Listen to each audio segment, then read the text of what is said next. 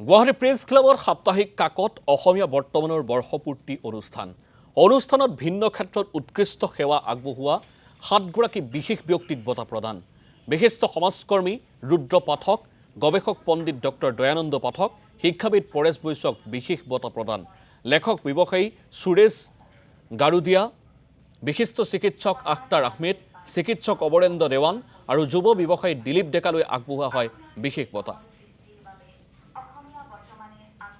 মানে সবচে ডাঙৰ কথা হৈছে যে সতীৰ্থৰ নিজৰ সতীৰ্থক বাদ দিয়াটো আটাইতকৈ ডাঙৰ কাম। এটা বহুত টাফ তাৰমানে। যি নহওক মই ক'ব বিচাৰিছোঁ যে খুব জটিল সময়ত আমি অসমীয়া বৰ্তমান সাপ্তাহিক কাকতখন আমি জন্ম দিছিলোঁ। বহু ঘাত প্ৰতিঘাত চেলেঞ্জ নিশ্চয় আছে। তাৰপিছত আজি সফলতাৰে আমি এটা বছৰ পূৰ্ণ কৰিলোঁ আৰু অসমীয়া বৰ্তমানক অসমৰ পাঠক সমাজে আমাৰ অজ্ঞাতে এখন সৰ্বাংগীন সুন্দৰ জনপ্ৰিয় তথা বিশ্বমানৰ কাকত হিচাপে আদৰি লৈছে আৰু অসমৰ পাঠক সমাজৰ ওচৰত আমি ঋণী হৈ থাকিম।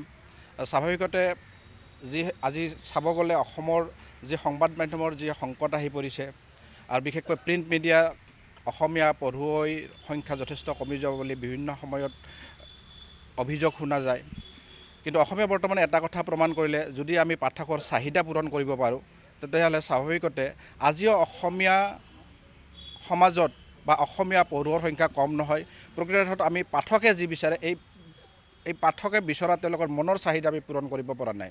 অসমীয়া বৰ্তমানক অসমৰ জনসাধাৰণে আজি আঁকোৱালি লৈছে। আজি প্ৰথম বৰ্ষপূৰ্তি অনুষ্ঠান আৰু এই বৰ্ষপূৰ্তি অনুষ্ঠানত আমি